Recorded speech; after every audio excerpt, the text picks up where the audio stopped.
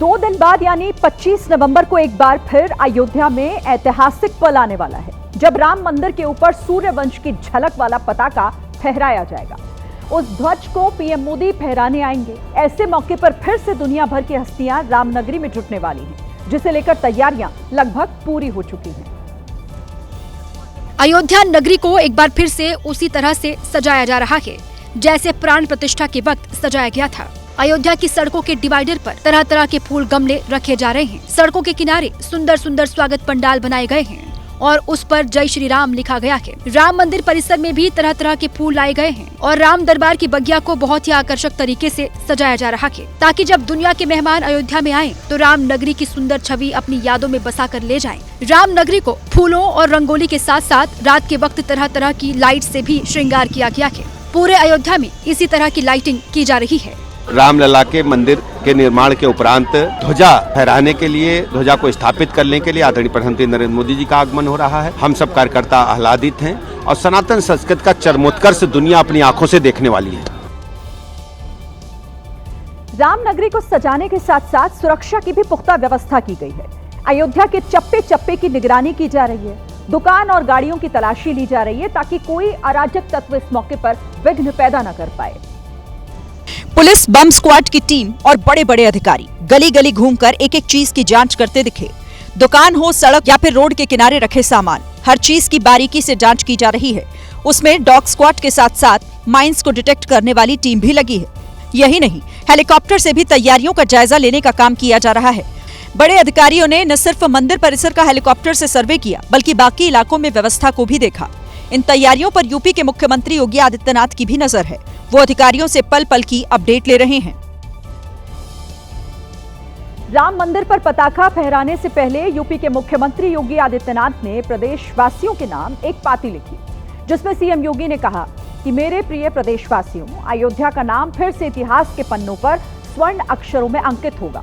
धर्म ध्वजा की पुनर्स्थापना से अयोध्या वैश्विक आध्यात्मिक केंद्र का स्वरूप लेगी।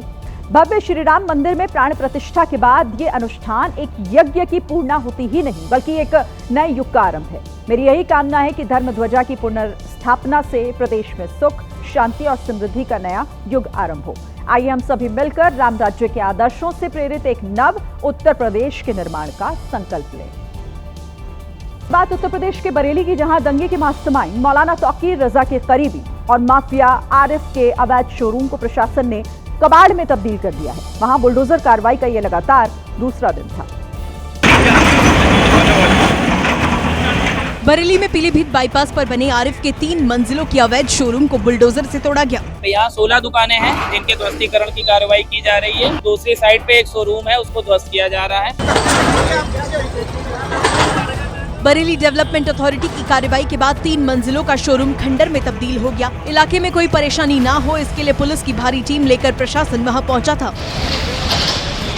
इससे पहले कल भी आरिफ की 3 मंजिलों की मार्केट और 16 दुकानों पर बुलडोजर की कार्रवाई हुई थी। आरोप है कि आरिफ ने अवैध तरीके से बेनामी संपत्ति बनाई थी, जिस पर लगातार 2 दिनों से बुलडोजर चला। बुलडोजर एक्शन की एक तस्वीर गुजरात के भावनगर से भी आई है, जहां एक मदरसा इलाके की सड़क के काम में अड़चन पैदा कर रहा था, जिसके बाद एक लंबी कानूनी प्रक्रिया चली और अब उस मदरसे के बड़े हिस्से को तोड़ दिया गया है। भावनगर शहर के तरसमिया इलाके में सड़क के ठीक बाजू में बने मदरसे पर बुलडोजर एक्शन हुआ। एक बड़े इलाके में बने मदरसे ने वहां से निकलने वाली सड़क के लिए अड़चन पैदा कर दी थी। रोड का जो काम करना था उसके हिसाब से जो है यहाँ पर एक मदरसा है, उसका एक ब्लॉक जो है जो इस काम में अड़चन रूप था। अब कोर्ट के आदेश के बाद उस मदरसे के 6 फ्लैट, हॉस्टल के 8 कमरे, 1 हॉल और रसोई को मलबे में बदल दिया गया। 100 से ज्यादा पुलिस वालों की मौजूदगी में 4 बुलडोजर और 3 बड़ी मशीनें लगाकर अवैध दीवारों को मिट्टी में मिलाया गया। इस बुलडोजर कार्रवाई के जरिए प्रशासन ने सड़क किनारे 1500 वर्ग मीटर के इलाके को सड़क बनाने के लिए खाली करा लिया। मध्य प्रदेश के मुरैना में उस वक्त अफरा तफरी मच गई जब बीच सड़क पर एक ट्रॉली में भीषण आग लग गई। ये आग इतनी भयानक लगी कि सड़क पर कोहराम मच गया। ट्रॉली में धान और धान में लग गई आग। तस्वीरें ऐसी जिसे जिसने अपनी आंखों के सामने देखा उसका दिल घबरा गया।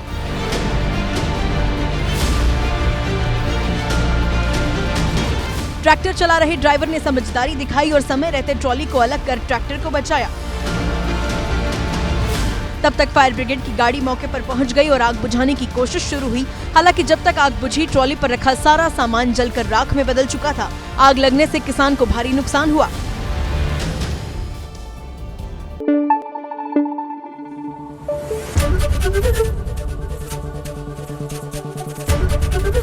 एबीपी न्यूज आपको रखे आगे।